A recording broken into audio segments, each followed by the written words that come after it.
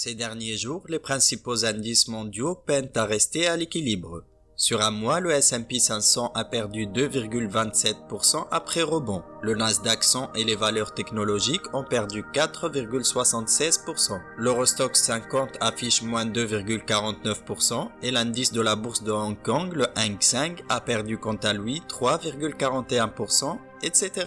Si vous êtes investi comme moi, vous avez certainement ressenti cette baisse au niveau de votre portefeuille. Personnellement, cela a affecté mon portefeuille qui est passé d'un rendement de 20,43% à un rendement de 16,24% en incluant les liquidités que j'ai créditées mais que je n'ai pas encore investies. Si vous souhaitez avoir plus de détails par rapport au portefeuille, vous pouvez regarder ma vidéo qui l'expose chaque fin du mois ou la playlist. Il suffit de cliquer sur le lien qui s'affichera. Dans cette vidéo, on parlera de l'attitude que j'adopte quand la valeur de mon portefeuille baisse. Je sais que c'est frustrant de voir son argent ou une partie disparaître avec les baisses du marché, mais est-ce si grave ? Voir tout cet argent disparaître d'un coup peut être effrayant pour n'importe qui. Peu importe à quel point vous êtes stoïque et optimiste, il n'est pas facile de savoir quoi faire lorsque les investissements sont en baisse. C'est peut-être un cliché, mais comme le dit le proverbe, ce qui monte doit descendre. Cependant, lorsque les actions chutent, ce n'est pas le moment de paniquer et d'abandonner. Pour quiconque qui a investi en bourse, les baisses ne sont pas idéales. Cependant, il faut savoir qu'il faut s'attendre à une baisse puisqu'ils ne peuvent pas toujours monter. Si vous êtes inquiet pour vos actions et leur valeur lorsque vous assistez à un krach boursier, voici nos conseils à suivre lorsque le marché baisse. Amis investisseurs, bienvenue avec nous. Si vous êtes nouveau sur cette chaîne, je vous invite à vous abonner pour plus de contenu et pour nous soutenir dans cette aventure.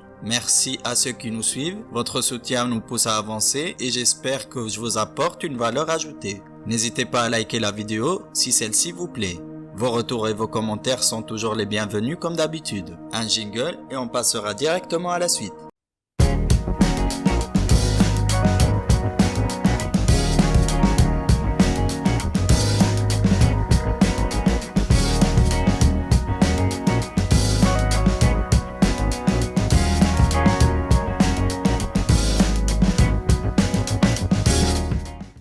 Pour commencer, il faut bien comprendre pourquoi les actions baissent. Les cours boursiers montent et descendent chaque jour en raison des forces du marché. Les cours des actions prennent une direction vers la hausse ou vers la baisse en raison de l'offre et de la demande et c'est très important à comprendre. Idéalement, lorsque l'entreprise se porte bien, plus les gens veulent acheter ses actions au lieu de les vendre et le prix augmente. Si l'entreprise commence à faire pire, alors les gens vendent et le prix baisse. Mais ce n'est pas si simple que ça au final. Le marché boursier peut être influencé par divers facteurs, mais la demande pour eux détermine principalement le prix des actions à tout moment. Ainsi, par exemple, il y a une mauvaise nouvelle économique comme une guerre commerciale ou une hausse des prix des matières premières qui affecte les marges des sociétés comme cela se produit actuellement. Même le prix de la meilleure société se mettra à baisser sans forcément que celle-ci soit impactée d'un point de vue fondamental.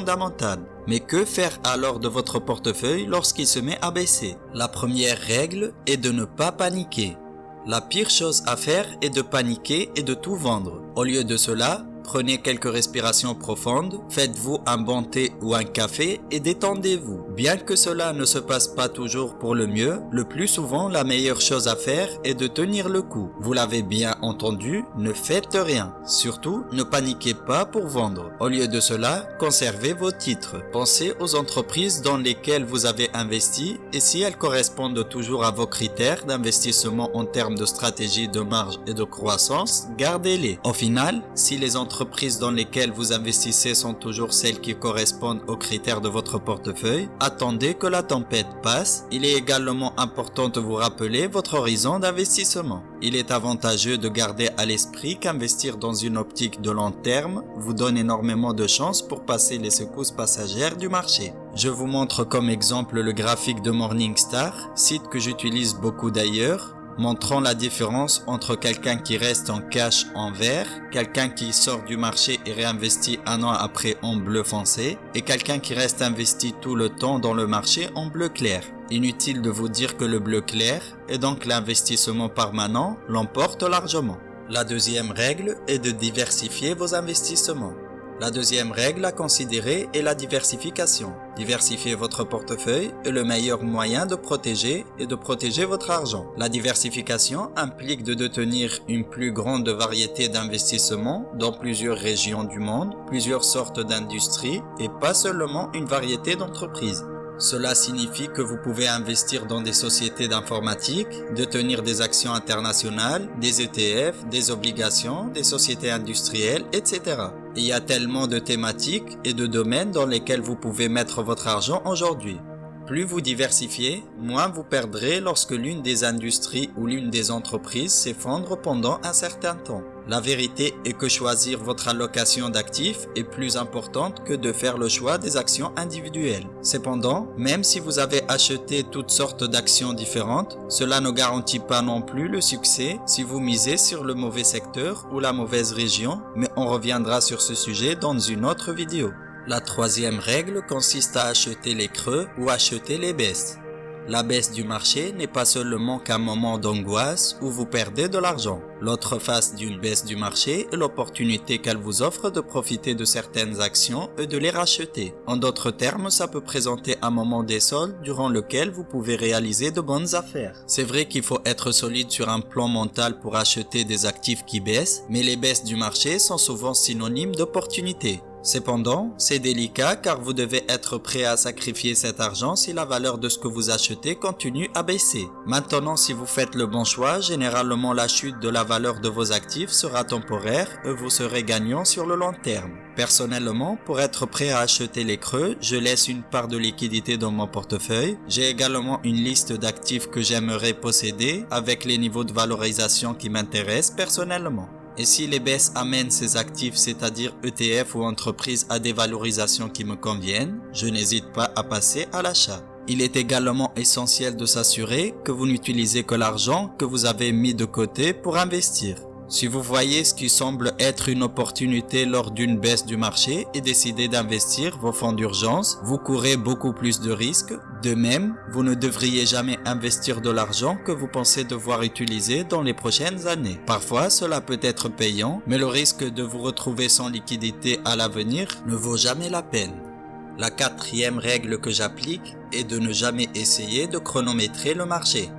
Lorsque vous êtes un investisseur de long terme, vous devez gérer vos investissements de manière à pouvoir les conserver pour les années à venir. Si vous vérifiez constamment pour essayer de repérer une période de baisse pour certaines actions afin de pouvoir les racheter, vous finissez par devenir fou. Cela demande des heures de travail. Si vous avez tout ce temps, tant mieux pour vous. Mais personnellement, avec une vie professionnelle et une vie de famille, il est clair que je ne le pourrai pas. Au lieu de cela, un investissement régulier au fil du temps finira par vous rapporter des rendements plus solides. C'est rarement une bonne idée d'essayer de se lancer dans quelque chose pour gagner de l'argent rapidement. Être intelligent et patient est la meilleure combinaison pour gagner de l'argent sur le long terme.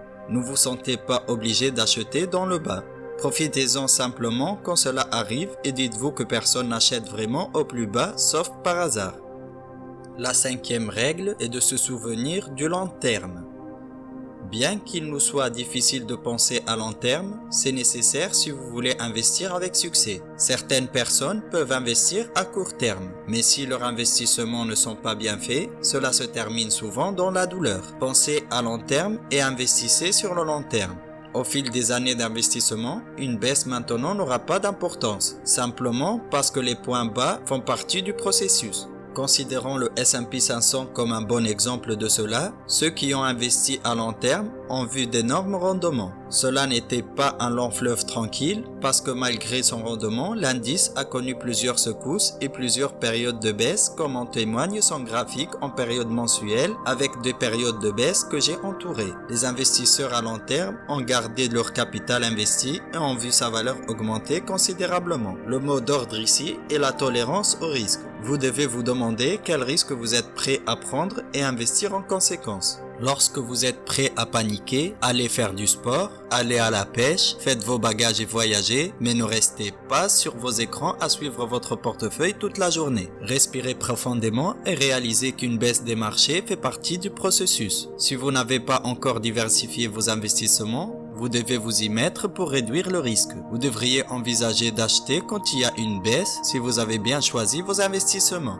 Mais ne devenez pas fou à la recherche du point bas. Et n'oubliez pas qu'investir sur le long terme est la clé de la réussite. Voilà, amis investisseurs, c'est une petite vidéo avec des conseils que j'aurais bien aimé connaître il y a très longtemps. J'espère que cette vidéo vous sera utile et si c'est le cas, n'hésitez pas à lâcher un pouce bleu s'il vous plaît.